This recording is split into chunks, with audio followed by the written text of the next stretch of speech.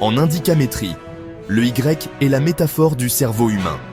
Les deux branches de la lettre Y représentent les hémisphères gauche et droit du cerveau. L'objectif de ce cours du Dr Sarnor est de vous faire comprendre le fonctionnement du cerveau pour vous en servir aisément. Vous avez tous déjà entendu que vous n'utilisez que 10% de votre cerveau. Eh bien, c'est sujet à caution. Dans cette vidéo, le Dr Sarnor va vous expliquer, à la lumière de l'indicamétrie, comment fonctionne votre cerveau et l'importance qu'il y a à ce que vous désirez faire soit synchronisé. Et en fin de vidéo, il vous donnera quelques exercices pour pouvoir synchroniser vos hémisphères et devenir un génie créatif. N'oubliez pas de vous abonner, de liker, de commenter, de partager et d'activer la cloche de notification pour ne rien manquer de nos prochaines vidéos.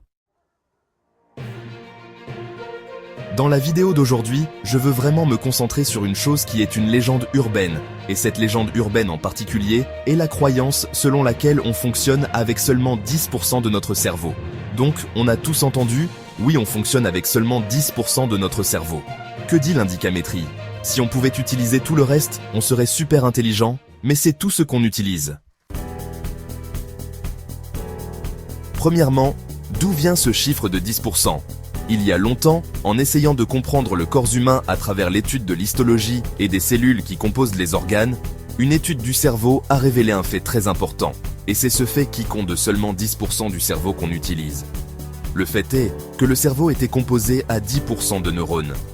90% des cellules du cerveau n'étaient pas des neurones, mais ce qu'on appelle du tissu de remplissage ou de soutien, à qui on a donné le nom de cellules gliales. Ce qui est très intéressant à ce sujet, c'est que dans le cadre où la théorie du principe du neurone, on croyait que les neurones étaient les cellules fonctionnelles du cerveau et que les cellules gliales étaient plus ou moins juste en soutien. Voilà où tout est parti. Eh bien, si ce sont les neurones que vous utilisez et que les neurones représentent 10% du cerveau, cela veut juste dire que vous n'utilisez que 10% de votre cerveau. Parce que c'est tout ce que les neurones représentent dans le cerveau, 10%. Pendant longtemps, les cellules gliales, encore une fois, n'étaient considérées que comme un tissu conjonctif qui apportait un soutien physique et nutritionnel aux neurones. Mais ces dernières décennies, ce que nous avons commencé à constater, c'est qu'il y avait une incompréhension à l'égard des cellules gliales. Les cellules gliales sont en fait beaucoup plus importantes pour le fonctionnement des neurones qu'un simple soutien physique. Si vous avez aimé cette vidéo, n'oubliez pas de vous abonner, de liker, de commenter, de partager et d'activer la cloche de notification pour ne rien manquer. Les cellules gliales peuvent inhiber ou activer les neurones. Les cellules gliales se connectent aux neurones. Les cellules gliales peuvent contrôler l'activité des neurones. Donc tout d'un coup, ces cellules gliales que l'on percevait comme des cellules passives dans le cerveau s'avèrent être en réalité fonctionnelles. Et elles intègrent la nature du fonctionnement du cerveau. Imaginez que les neurones sont les noms dans une phrase, et que les cellules gliales sont les verbes et les adjectifs, et les adverbes, les compléments de tous les noms. Donc, les cellules gliales créent une image d'ensemble. Donc, les neurones sont comme une partie de l'être humain, et quand vous ajoutez les cellules gliales, vous complétez la nature de l'être humain dans son ensemble. Les cellules gliales deviennent une partie intégrante et très fonctionnelle de toutes les activités neuronales. Donc, le concept de la théorie du neurone, qui disait que seuls les neurones sont impliqués dans le fonctionnement du système nerveux, devient caduque. Car il s'avère que les cellules gliales le sont aussi. Donc on n'a pas affaire à 10% du cerveau, on a affaire à 100% du cerveau. Oui, vous avez accès à 100% de votre cerveau en tout temps. Mais cela signifie-t-il que nous utilisons vraiment tout le cerveau tout le temps? La réponse est non. Parce que ce que nous commençons à découvrir, c'est que lorsqu'on commence à vivre en reproduisant des schémas et des habitudes, ce qui se passe, c'est que nous activons seulement certaines connexions neuronales qui sont des connexions habituelles. Et par conséquent, ce sont les connexions qui sont privilégiées dans notre vie quotidienne. Tout ce que vous faites par habitude est privilégié dans votre vie quotidienne. D'où l'importance de la persévérance. Mais si vous pouvez avoir une activité dans tout le cerveau, vous pouvez améliorer votre conscience et votre vigilance, donc votre énergie capacitaire à contrôler votre vie. En gros, ce que ça veut dire, c'est qu'on peut utiliser tout notre cerveau en commençant à penser aux choses dans leur globalité. Je vous donne un exercice simple, mais qui n'est pas facile. Si vous êtes capable de le faire pendant 21 jours, si vous êtes capable de le faire, ça vous prouvera que vous pouvez faire n'importe quoi. Parce que la personne qui est capable de créer des habitudes consciemment, cette personne est capable de faire plus ou moins n'importe quoi dans la vie. Parce que c'est vraiment la création d'habitudes qui va vous permettre de transformer votre vie. L'exercice est simple, on va l'appeler l'exercice du renouvellement. Vous allez prendre l'exercice et vous allez le transposer dans une situation qui est fonctionnelle pour vous, mais moi je vais donner l'exercice avec un exemple de pratique quotidienne. C'est l'exemple d'un homme qui veut être capable de maîtriser la création d'habitudes tous les jours pour aller au travail.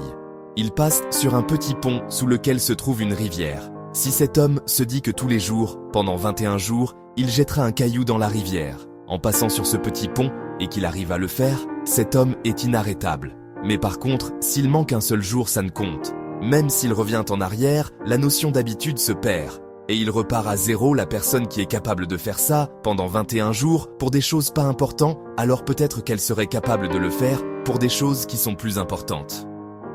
Peut-être donc, pour que ce soit pertinent, une fois que l'on commence à s'engager dans une activité cérébrale globale, nous optimisons nos capacités.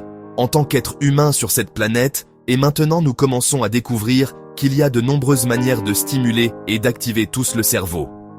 Certaines d'entre elles consistent en de simples exercices comme quelque chose qu'on appelle la gymnastique cérébrale. Et la gymnastique cérébrale, c'est un exercice très intéressant d'intégration du corps et du système nerveux. Je ne vous apprends rien quand je dis que ma main droite est contrôlée par mon hémisphère gauche et que ma main gauche est contrôlée par mon hémisphère droit. Mais voilà un fait intéressant.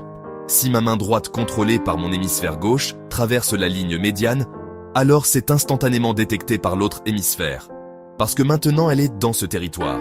Donc quand vous croisez les bras et quand vous croisez les jambes, c'est que vous amenez les hémisphères gauche et droit à travailler ensemble en harmonie. On va appeler cela la synchronisation du cerveau. Lorsque l'on active la synchronisation du cerveau, que l'hémisphère gauche et droit fonctionnent ensemble simultanément, alors s'active une sorte de super apprentissage avec les deux hémisphères qui travaillent en symbiose. Nous avons beaucoup plus des caractéristiques supérieures propres aux fonctions neuronales. Toutefois, après l'âge de 7 et 8 ans, on commence à exprimer ce qu'on appelle la dominance cérébrale. C'est-à-dire que durant la journée, on n'a pas de synchronisation des deux hémisphères. Durant la journée, c'est comme une forme ondulatoire, parfois on n'est plus dans l'hémisphère gauche, parfois on n'est plus dans le droit, puis ça revient au gauche et encore au droit, de sorte qu'on sollicite un hémisphère à la fois. Ça s'appelle la dominance cérébrale. Quand un hémisphère domine l'autre hémisphère. Eh bien, c'est pertinent, parce que intégrer nos vies est très difficile avec la dominance cérébrale pour une raison qui est simple. Comme il a été suggéré, l'hémisphère gauche est basé sur la logique et les détails. Notre hémisphère droit est en fait associé aux émotions et globalité. Cela devient très important parce que si vous n'observez qu'avec votre hémisphère gauche, alors toutes les choses logiques font sens. Mais il n'y a pas d'aspect émotionnel, et au contraire, si vous êtes dans l'hémisphère droit, vous serez touché émotionnellement. Mais il n'y a plus de logique.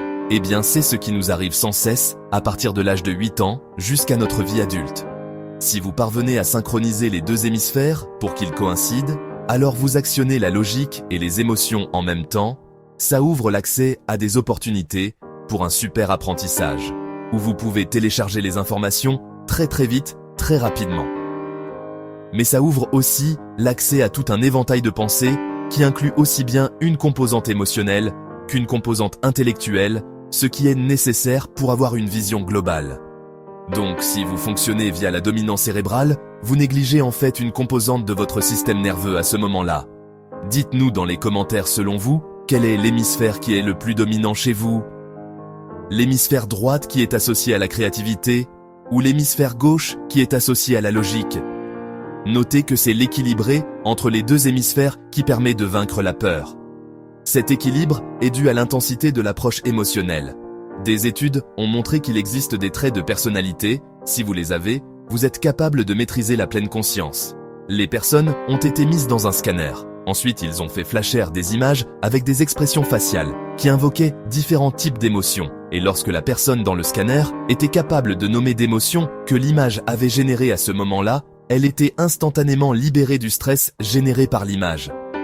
Donc ça veut dire que l'énergie capacitaire d'observation Et ce qui vous arrive, la meilleure façon de diminuer d'intensité de ce qui vous arrive. Si vous arrivez à observer quelque chose correctement, vous aurez moins peur de la chose. Donc, si vous faites un exercice de gymnastique cérébrale, où vous croisez les bras et les jambes, quand vous faites ça, vous commencez à intégrer les deux hémisphères. Curieusement, quand les hémisphères sont synchronisés, on est beaucoup plus calme serein, et on est capable de réellement exprimer des fonctions neurologiques qui nous servent de structure de soutien. Et c'est pourquoi il est très intéressant quand vous rentrez chez vous, et que vous vous détendez le soir, que parfois vous vous retrouviez avec les chevilles croisées, assis sur votre chaise, sans même savoir ce que vous faites.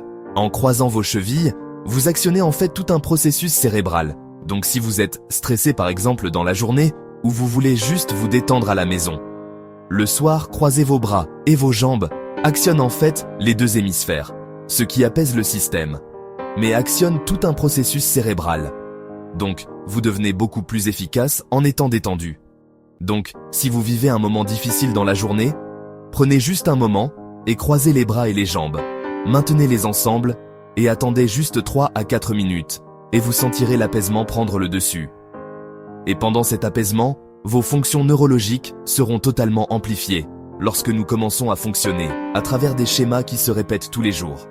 On commence à exprimer des connexions très spécifiques qui sont sans cesse réutilisées et par conséquent, on néglige en fait beaucoup de fonctionnalités cérébrales et on accomplit juste les habitudes, les schémas qui se répètent encore et encore. Donc, en gros, ce que vous devez réellement comprendre, c'est ça. On peut utiliser 100% du cerveau, mais si on répète sans cesse les mêmes schémas, on n'a pas besoin d'utiliser 100% du cerveau. Donc, à une remarque simple, j'aimerais juste vous suggérer que vous commencez à reconnaître que vous pouvez synchroniser vos hémisphères. Vous pouvez faire en sorte que les hémisphères gauche et droit fonctionnent ensemble et restez conscient.